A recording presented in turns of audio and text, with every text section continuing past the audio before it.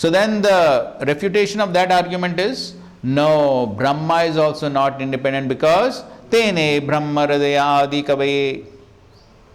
Because Brahma also receives Brahma, that is the Brahma Gyan, the Vedic knowledge, that also he receives from the Supreme Lord. So somebody may say, okay, but Brahma did not study the Vedas from anyone, so from where did he get it? He got it in his mind. Krishna revealed it within his mind. Yes, bro. I just wonder, Brahma is not worshipped so much in India. He get the curse. Yes, yes. But if I don't want to, let's say if I would be Vyasadeva, then I would say, I try to give an argument against Durga, for example, because many says that she is the original Ma, the mother. So I would choose Durga and try to defeat her as the Supreme Lord. Why did Vyasadeva choose Brahma? No, here there is reference to Brahma, that's why. In the verse, there is reference to Brahma. As far as Durga and Maya Shakti is concerned, that he has already refuted. That's what has been our discussion so far, when we were discussing Anvayad, Itarataha. That is what we were discussing, isn't it? That there is Durga Shakti. She can be said that she is one of the causes of the universe. But then she is Shakti. She is not independent. Okay. So can I ask something? Go ahead. I was thinking that this principle of Swarat, isn't it also like a Swarup Lakshana? It's a primary characteristic of the Lord is independent. It doesn't mention about activities, but if you read the entire verse, this Swarat word looks to be a Swarup Lakshana. Of course, it may appear to be, but that's what Chaitanya Mahaprabhu is saying. That's one part. But another part is that when we say somebody is independent, in what is he independent? When you say in everything, what does it mean? There is no aspect in Freedom. Freedom in what? Independence in what? To do anything. So that means what? When you talk of independence, it obviously refers to activities, isn't it? I'm independent to do what I like to do. So when you talk of independence, it automatically refers to the activities. One is independent to do certain activities. So therefore, it automatically comes in relationship to activities. Okay, now he's raising another argument, right?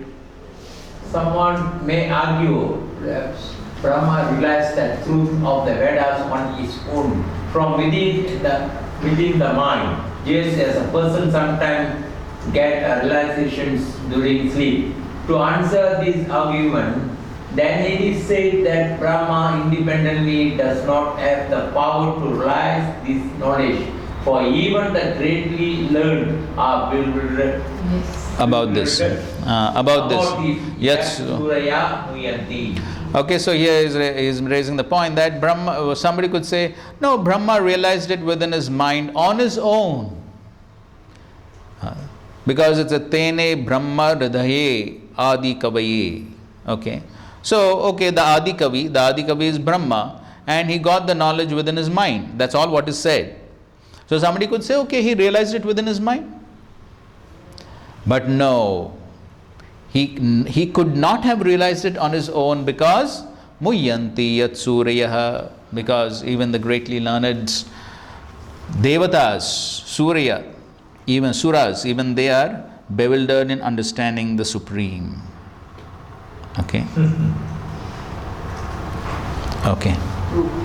Just not really relevant, but like how to understand this Hridaya and mind, because again and again we are saying Tene Brahma Hridaya Adi, and we are selecting like mind. How? See, usually the word Hridaya, if you in the 17th chapter, you see the 17th chapter, 3rd verse. If you read the purport, you will see that how the verse is basically talking about the influence of the 3 modes on the subtle body. So that is how the influence of the modes on the subtle body creates the faith in the particular person. Shraddha.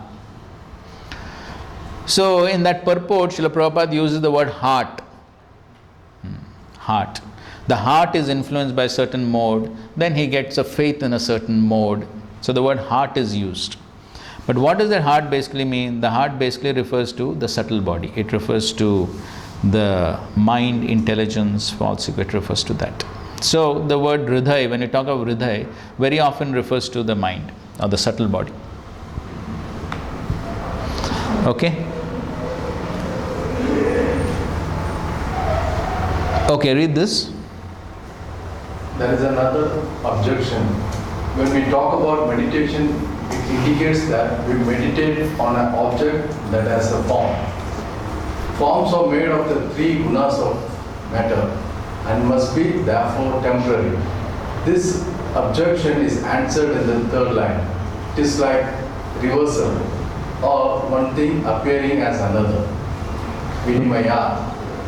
Just as light may appear to be Water. like water, or water may appear to be earth, or the earth is formed like glass, Earth, may appear To be like to water. be like water to an ignorant person.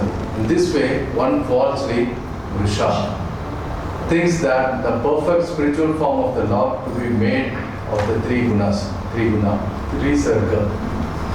Gopala Tapani Upanishad 1.33 says, Tammekam Govindam Sachidananda Vigraham Vrindavana Sura Buraha Kalashinam. I saw that one form of Govinda, a form of eternity, knowledge and bliss, seated at the base of desire tree in Vrindavan. Okay, so somebody may say that okay, one has to meditate. So the verse is saying one needs to meditate. So when you talk of meditation, there has to be a form. And all forms we see around are made up of the three gunas, made up of material things. So he says, yes, things appear differently than what they actually are. So that is what he is indicating here. Tejo vari mridam yatha vinimayo yatra trisargo mrisha. So, amrisha means almost factual. So in this, so there are two things here. There is vinimaya. Now we will see Prabhupada's lectures on this verse. So vinimaya means action and reaction. Between what? Teja, vari, mridam. You see the word to word. Teja means fire.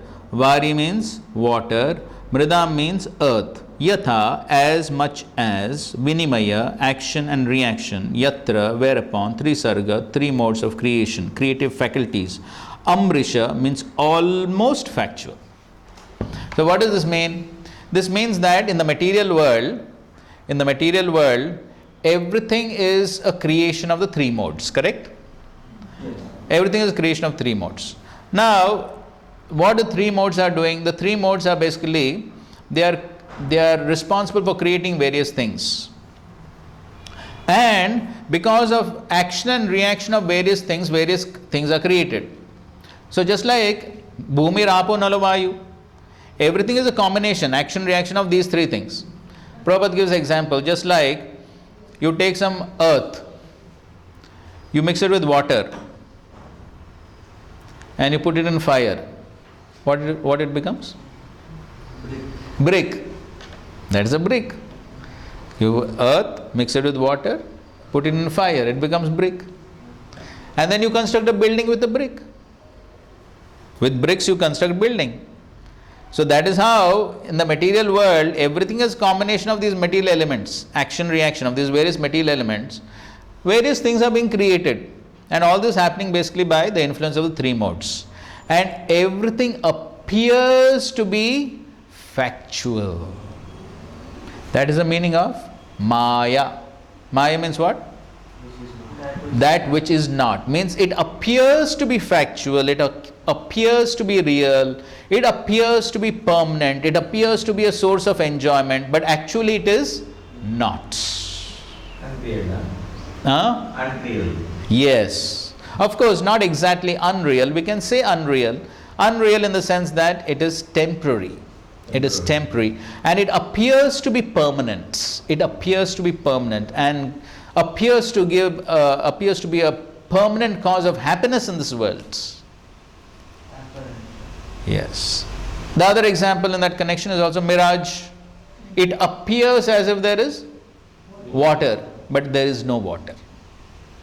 But because it appears as if there is water, what does it indicate? Water exists somewhere. Yes, it indicates that there is water somewhere. So the point which he is making here is, he is making the point that somebody may say that, okay, we need to meditate on forms. All forms are material, therefore the Lord's form is also material. Somebody may say the Lord's form is also material. So he says, no, the Lord's form is not material. For that he is quoting this verse, and there are so many other verses.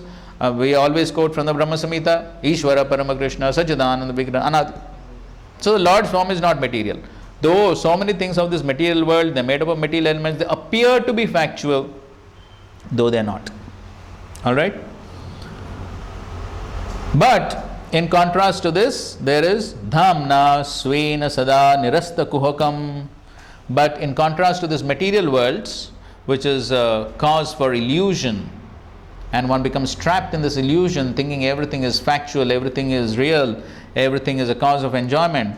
But in contrast to this, there is Dhamna. Dhamna refers to the spiritual abode of the Lord, which is Svena, which is self-sufficient, and which is Nirasta Kuhakam, Sada Nirasta Kuhakam, which is always free from illusion.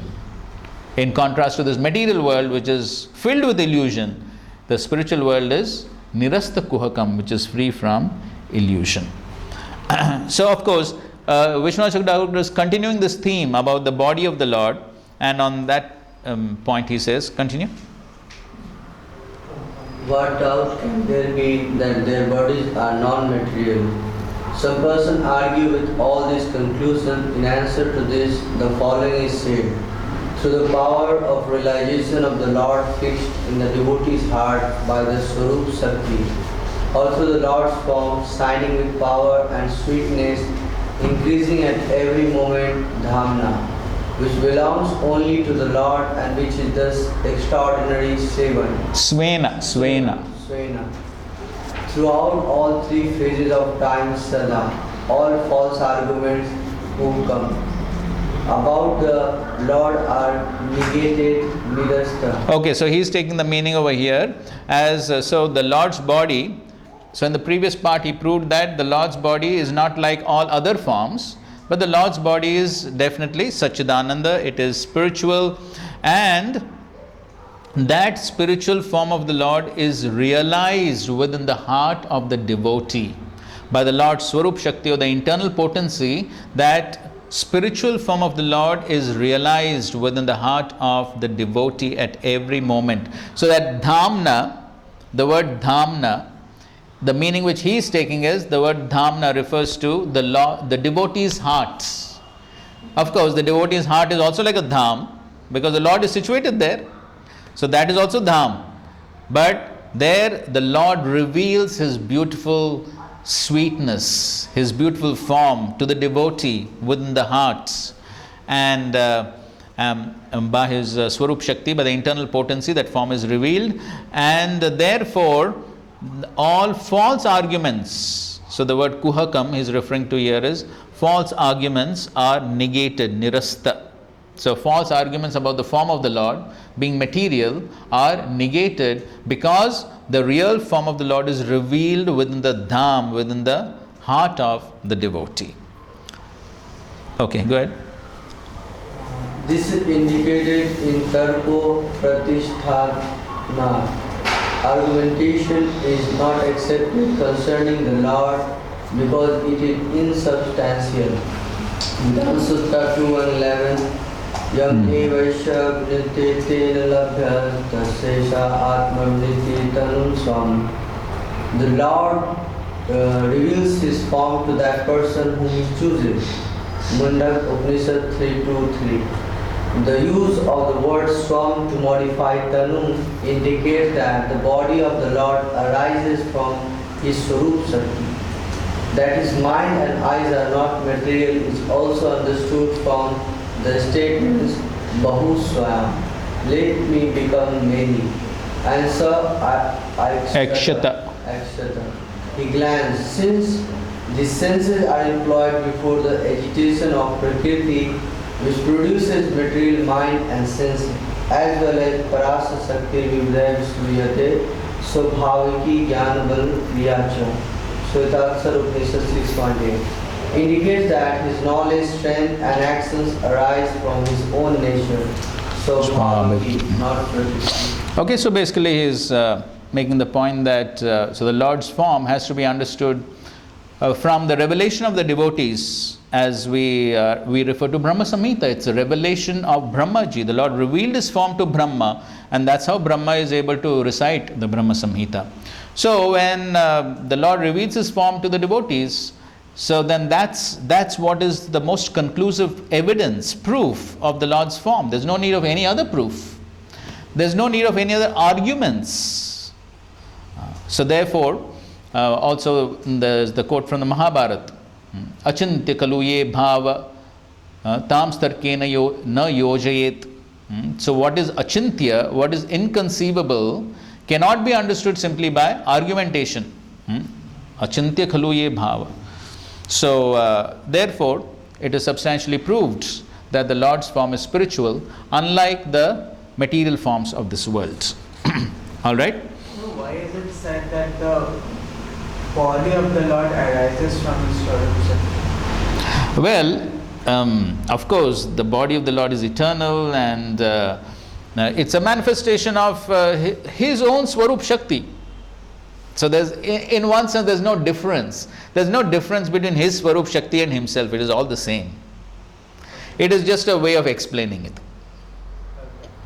It's just a way of explaining that for his body, he does not have to get Shakti from somewhere else. That Shakti is his own. Just to make that point, it is said like that. Otherwise, anyway, the Lord's body is eternal. Okay? So now, let's read something from Prabhupada's purports. Okay, now, this is, now how to tell? Okay, it begins with Srimad Bhagavatam is the narration of the Swarupa of the Lord. You got that?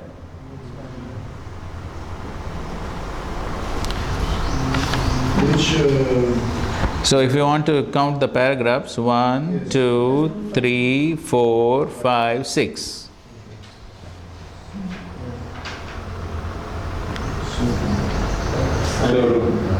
Narration of Swarupa. Yes. Srimad Bhagavatam is the narration of the Swarupa of the Lord manifested by his internal potency, and this potency is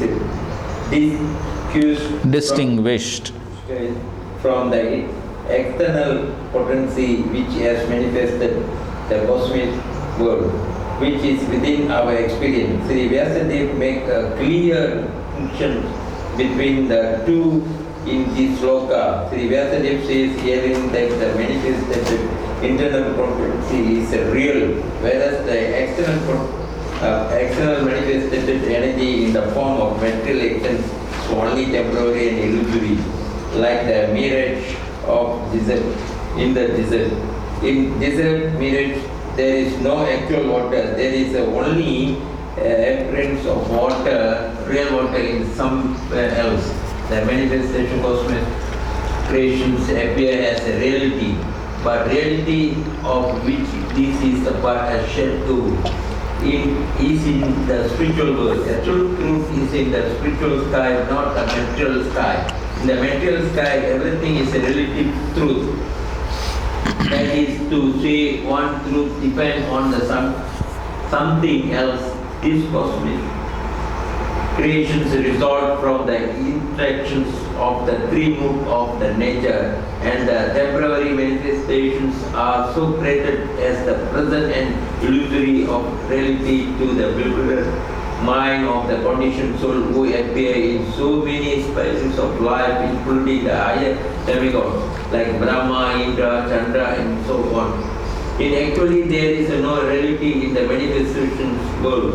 There appear to be a reality, however, because of the true reality which is exist in the spiritual world, whereas the personality of God is externally exist. Eternally. Is, Eternally exists with his eternally exists with his exist with his transcendental paraphernalia. Okay, so we discussed that point about the spiritual world and the material world, the differences between the external potency and the internal potency. Okay, fine. So now we go ahead with some more understanding of Abhigya and Swarat. We'll read from Prabhupada's book. So further down you go. So this is after this the 6th, 7th, 8th, then the 9th paragraph. So in the middle of the 9th paragraph, you can see in this shloka the particular words Abhigya and Swarat are significant. In this sloka, the particular words Abhigya and Swarat are significant. These two words distinguish the Supreme Lord from all the other living entities. No other living entity is either Abhigya or Swarat. That is, no one is either fully cognizant or fully independent. Even Brahma has to meditate upon the Supreme Lord in order to create. Then what to speak of great scientists like Einstein? The brains of such a scientist are certainly not the products of any human being. Scientists cannot manufacture such a brain. And what to speak of foolish atheists who defy the authority of the Lord? Even Mayavadi impersonalists who flatter themselves that they can become one with the Lord are neither Abhigya or Swarat. Such impersonalists undergo severe austerities to acquire knowledge to become one with the Lord, but ultimately they become dependent on some rich disciple who supplies them with money to build monasteries and temples. Atheists like Ravan or Hiranyakashipu had to undergo severe penances before they could flout the authority of the Lord. But ultimately they were rendered helpless and could not save themselves when the Lord appeared before them as cruel death. This is also the case with modern atheists who also dare to flout the authority of the Lord. Such atheists will be dealt with similarly, for history repeats itself. Whenever men neglect the authority of the Lord, nature and her laws are there to penalize them. This is confirmed in Bhagavad Gita in the well-known verse, Yada yada hi dharmasya gyani. Whenever there is a decline of dharma and a rise of adharma, O Arjuna, then I incarnate myself. Bhagavad Gita 4.0. Okay, so only the Lord can say that is Abhigya and Swarat. He is all-knowing and is totally independent. Others, who is all-knowing and who is independent? So he's giving the examples of Brahma. Brahma is not independent. And then what to speak of scientists like Einstein? So Prabhupada in lectures he says, why Einstein could not create another Einstein if he's so intelligent? He could not do it, right? So, and then even great powerful people like Ravana, Hiranyakashipu, ultimately they were destroyed. So who is independent? So no one can claim to be Abhigya and Swarat. Okay, Prabhupada's lecture on that, right? So I am conscious to a certain extent only, not fully. I am not Abhigya. I am not very expert. These are simple truths. But these rascals are claiming that I am God. God is not only conscious, He is Abhigya, very expert, knows everything and Swarat. Now to get Abhigya or It's the same lecture actually. Let him continue. Now to get Abhigya or experience, we have to consult somebody, but God is Swarat. Swarat means He is personally so independent that He does not require to take knowledge from anyone else. That's God. Okay, so as far as everyone else is concerned, to become Abhigya, to get knowledge, one has to get knowledge from someone. But as far as Krishna is concerned, he doesn't have to get knowledge from someone else because he is Swarat. He is totally independent, he can do everything on his own. And as Prabhupada also, he both here and in the purport also is refuting the Mayavadis who claim to be God. But as Prabhupada is saying here, but even the Mayavadi, he has to depend on some disciples to get money to build his monasteries. So if he is God, why he has to depend on someone else? God doesn't depend on anyone else. Or Prabhupada's famous refutation. Prabhupada says, why the Mayavadi says he's God, but he has to go to dentist for his toothache. What type of God he is? Why he has to go to dentist if he's God? So, therefore only Krishna can actually claim to be Abhigya or Swarat. Okay. Wait. So here, Prabhupada, okay, it's a little humorous way Prabhupada is refuting Mayavadi here. So he says, so far we are concerned, I've got my father has got father, his father has got father, gone. When you come to a person who has no more father, that is God. That is the test. If you find somebody that he has no father, then he is God. And if some rascal comes and says, I'm God, then you ask him whether you got father.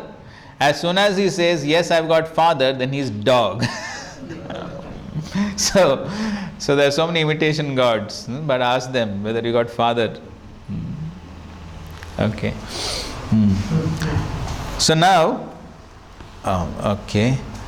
so coming to this, the material worlds. So it appears to be reality in the material worlds. So the verse, what is the verse saying? Tejo vari mridam yatha vinimayo yatra trisargo amrisha. Amrisha means it appears to be factual. Very beautiful, isn't it? Very beautiful, factual. We can enjoy. This is the place to enjoy and get happiness. It appears to be factual. But what is it? It is simply the glitter of Maya. Tejo vari mridam yatha vinimayo yatra trisargo amrisha. So of course that is also, ultimately it's Krishna's external energy which is making everything look real, factual. So here, so there is a difference between the absolute and the relative truths. Of course this point comes in the next verse also, but I think so we can read. Okay, this is from the purport. Okay, so in that connection we will read a little bit ahead in the purport.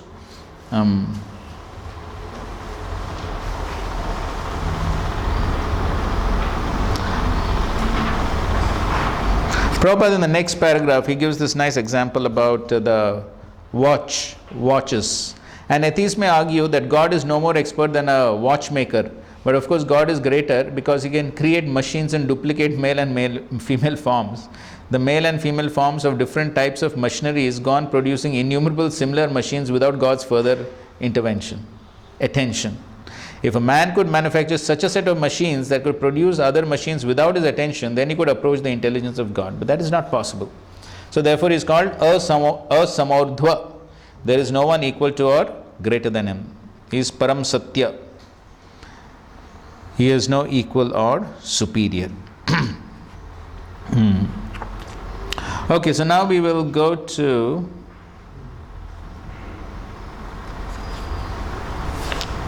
read the second last paragraph. Srila Vishwanath Thakur. Srila Vishwanath Chakravarti Thakur specifically deals with the original and pure sex psychology, Adivas, devoid of all mundane inebriety.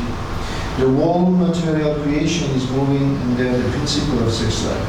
In modern civilization, sex life is the local point Focal. of activities. Wherever one turns his face, he sees sex life predominant. Therefore, sex life is not unreal. Its reality is experienced in the spiritual world. The material sex life is but a perverted reflection of the original fact. The original fact is in the absolute truth, and thus the absolute truth cannot be impersonal. It is not possible to be impersonal and contain pure sex life. Consequently, the impersonalist philosophers have given indirect impetus to the abominable mundane sex life because they have overstressed the impersonality of the ultimate truth.